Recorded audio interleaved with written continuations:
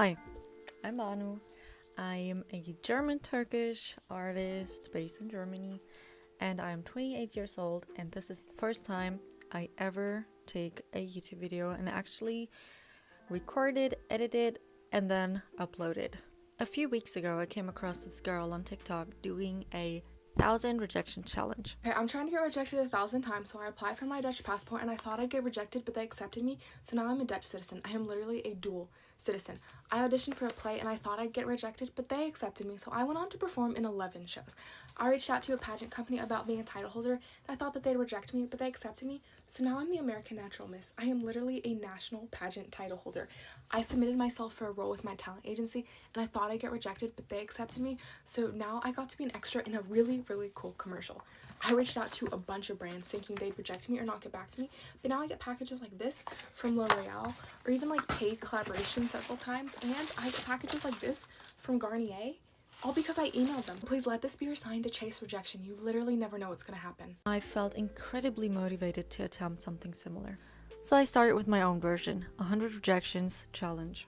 But after the first 10 or so, I just realized something important. This challenge was not making me feel the way it seemed to make others feel. I simply wasn't in the same space as the girl that inspired the challenge for me. She already seemed pretty comfortable with herself. For her, the challenge kind of functioned like an extension of confidence that was already there, like she already had that. For me, however, even attempting certain things still carried a significant amount of internal pressure. So instead of continuing with 100 rejections, I decided to change up the challenge into my own version, which was 100 tries.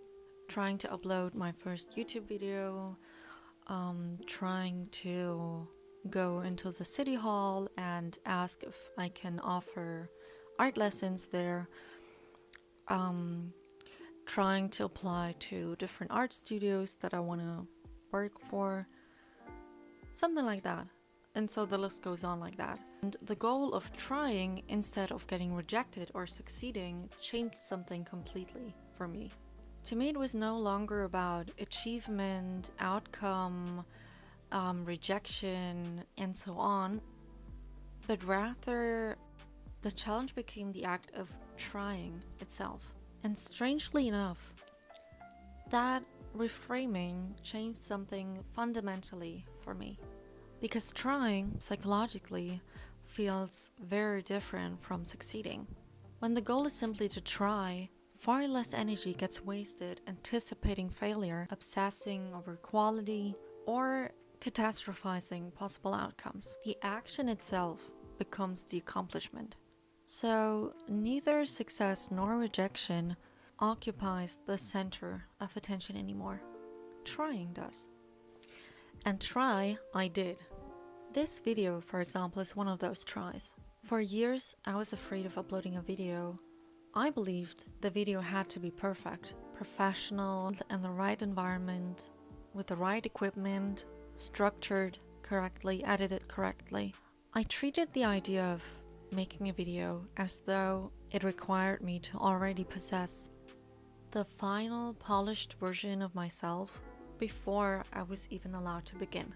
But within the framework of this challenge, with upload a YouTube video simply existing as another item on the list, I just suddenly felt much less pressure than I ever had before.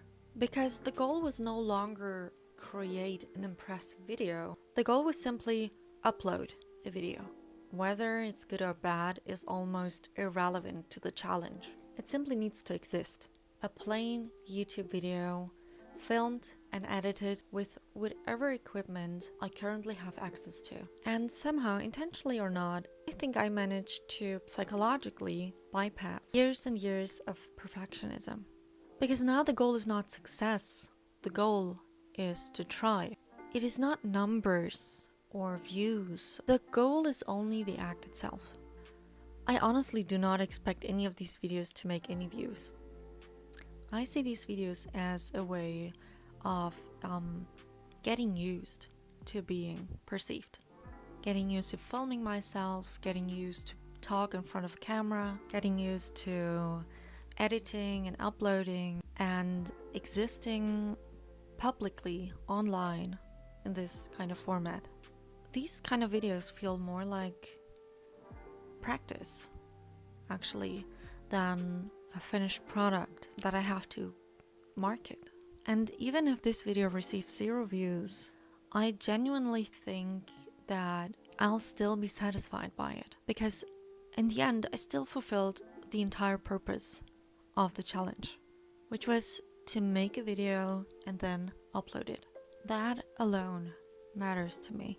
But if someone actually does see this video, if you're seeing this right now, then honestly, that's kind of incredible to me. Because after years of imagining it, postponing, and overthinking it, I finally uploaded my first ever video. And after this one, I challenged myself to another one, and then another one, and so on. And strangely, this method made me more productive than I ever was.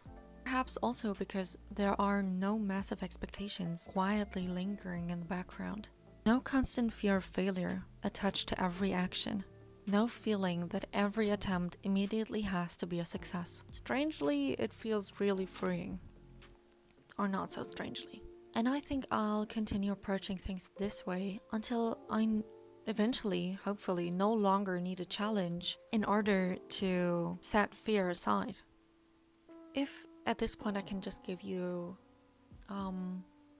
something along the way that also has helped me a lot, which is similar to the challenge I'm doing right now, is that during periods where my anxiety was really bad and when I had significantly less energy than I do now, I reduced my tasks into extremely small and manageable portions. I would make lists for everything, and sometimes the task itself was incredibly simple. On certain days, getting out of bed would become a task, and on more difficult days, even making coffee would be structured step by step. First, press the button on the electric kettle. Second, get a mug. Third, get a spoon. Fourth, get the coffee. Fifth, put the coffee in the mug. Sixth, get the water and pour it into the mug. And seventh, drink it. Some days were so exhausting that I had to structure the day as simple as I could to still function. Because there was no way I would be able to do a list of things that would go, I don't know, clean the house, go shopping. These were just by itself such difficult tasks that I would never have been able to do it by myself. Okay, if I ever had lived by myself, I wouldn't have been able to do it. So my solution back then was just the simpler, the better. The simpler, the easier for me to do it, even at my worst. The coffee example was just an example. So if you have a coffee machine, of course, you change the steps, right? If that helps you, then totally use it on every simple little thing that you have. If you have to change your bed sheets, for example, you go, first task is you take out the new bed sheets, so you have them prepared. Then you go to the pillows, you start with the pillows. Then you do your blankets. Or they're called blankets if it's in a whatever. Then you do the mattress. Then you take all these things and put them in the dirty laundry basket or wherever you put them. The point of this is just that almost anything can be simplified into smaller tasks. Anything can be as easy as you want it to be, if you just cut it the right way. And at the end of the day, checking off even very small tasks can create a genuine sense of movement and accomplishment. And the moment you feel better, the task can expand again. So instead of listing everything individually, your list can eventually look something like this. Make coffee, check emails, which is also answering, like checking emails, answering emails, reply to messages, because even at my best, I'm still so bad at answering messages on WhatsApp or Instagram, whatever. Clean the kitchen, clean the living room, then eventually it's just cleaning. It's just cleaning the house. And so on, until you're so fine you do not even need a list, you just do it. And I know you can get there one day. And I think that flexibility is important, because functioning is not a fixed state. Some days just require a different scale of expectation than others do. And I think learning to work with yourself instead of constantly fighting against yourself can change a lot. I hope this video helped you. It definitely helped me. And I hope you're currently in a good place. Wherever you are, I hope you're happy. I hope you're fine. Stay safe, take care, and I hope you have a great day. Bye.